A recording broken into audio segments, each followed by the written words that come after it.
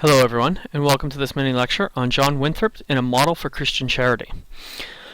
Governor John Winthrop was born in 1588, lived till 1649. He was the first and the most, or he was the first governor of Massachusetts and ruled on and off, or governed on and off for nearly 30 years. He came from a wealthy background and ultimately fled to Europe. In the earlier part of the 1600s, when England internally was facing its own civil war, a lot of challenge and stress around religion. This was during a time in which England would eventually have a civil war. Its king would be executed, so regicide was committed. There was a lot of different strife going on in England that ultimately sent a variety of people away from England, in this case for Winthrop, into the Americas. So he became governor of the Massachusetts Bay Colony, and when he arrived here in 1630, he was governor on and off for 20 years, not 30 years. When he arrived here in 1630, he wrote this speech called "A Model for Christian Charity." It was a speech he spoke as the ship he was on was coming into harbor, was settling in Massachusetts, and it was really an attempt to inspire the men and few women that were on that boat to be charitable in a very Christian way. And so that's really the formation of this. It's a rallying speech about the world in which these people are soon to be emerging and how it should be dealt with. He also wrote the examination of, or I shouldn't say wrote, I guess you could say wrote examination of Anne Hutchinson in 1637, and that was focused on the excommunication of Anne Hutchinson, a famous resident of Massachusetts who was basically excommunicated from the community for her particular views and ways of teaching the Bible. So let's take a look at this work. To apply this to the works of mercy, this law requires two things. First, that every man afford his help to another in every want or distress. Second, that he perform this out of the same affection which makes him careful of his own goods, according to the words of our Savior. So, this idea of charity, what Winthrop is trying to get people to recognize is that salvation, and in other words, succeeding in this colony, requires people to not just help themselves and help others, but to do so to the degree that they would help themselves. That is, it isn't just enough to do a little, but true charity means you do more. You do it until it hurts you to a certain degree. And that's something we don't understand about charity today is, our modern idea of charity is we give when it's convenient. Real charity, true charity in the Christian tradition and many other traditions is you give until it actually does hurt and impact you. You don't give just when it's convenient, but you give as a part to the point at which you feel the impact. That's what true charity is considered. Thirdly, the law of nature would give no rules for dealing with enemies, for all are to be considered as friends in the state of innocence, but the gospel commands to love an enemy. So again, as Winthrop is trying to get these people rallied up and prepared to live in this new world, he's saying we have to abandon our enemies, or abandon our idea of the enemy. And if we have an enemy, that just means we love the enemy. Right? He's painting this picture in which everybody has to be interdependent in order for people to be independent. In order for people to succeed and to live on their own in this new world, they really do require one another. There is a time when a Christian must sell and give to the poor, as they did in the apostle times. There is also a time when a Christian, though they give not all, must give beyond their ability, as they of Macedonia, 2 Corinthians 8. Likewise, community of perils, call for extraordinary liberality, and so doth community in some special service for the church. So again, he's asking for his people, he's asking for them to do more than just what is convenient. That as a community of peril, there is extreme liberality and there is a special service needed for these people.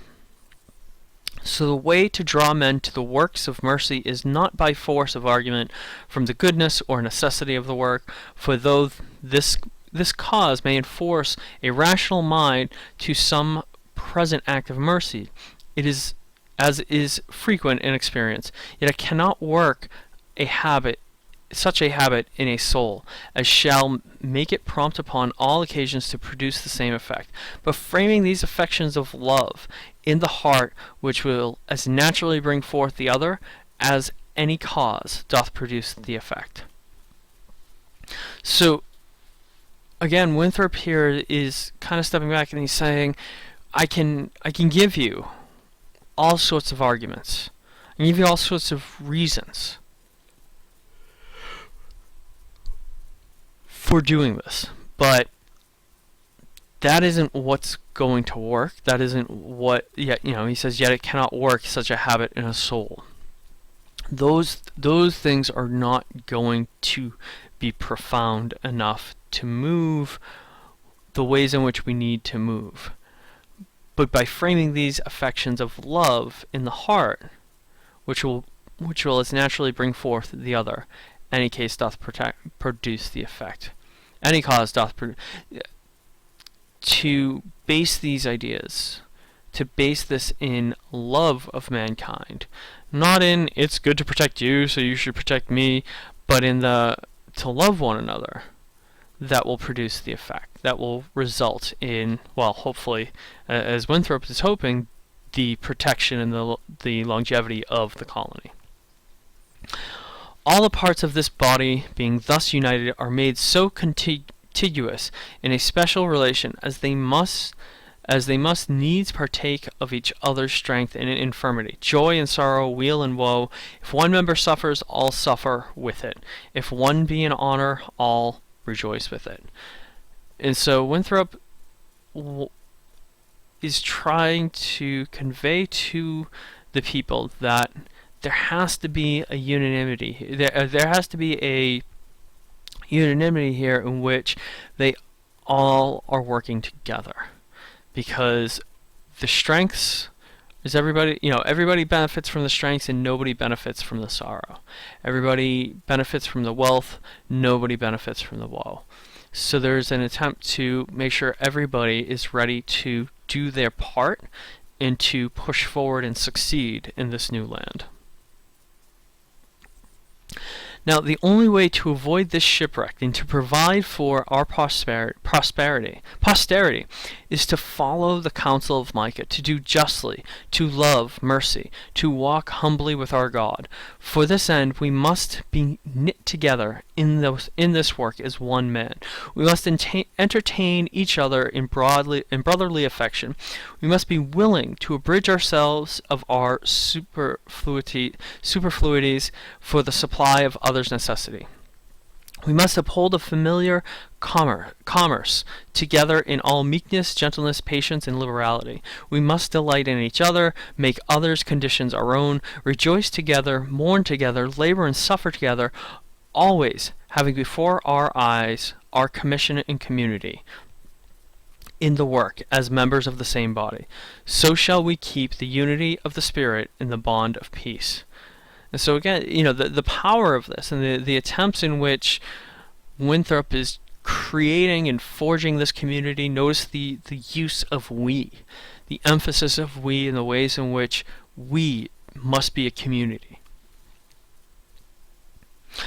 For we must consider that we shall be as a city upon a hill. The eyes of all people are upon us, so that if we shall deal falsely with our God in this work we have undertaken, and so cause him to withdraw his present help from us, we shall be made a story, and by word through the world.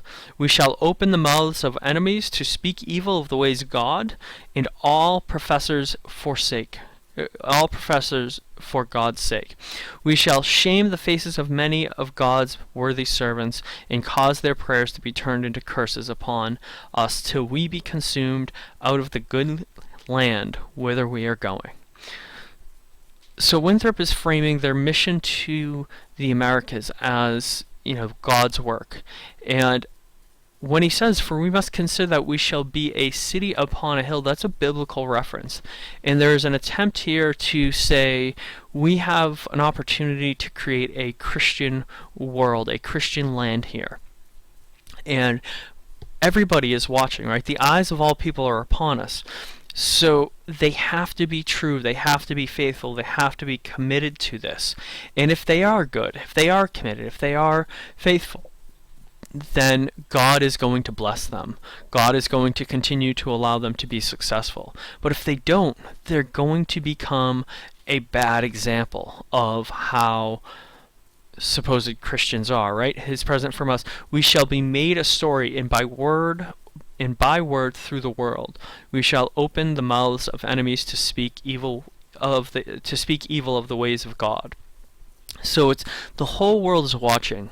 We need to do this, and we need to do this right by God, or else we leave open the opportunity for evil, big or small, to come and do harm by Christianity.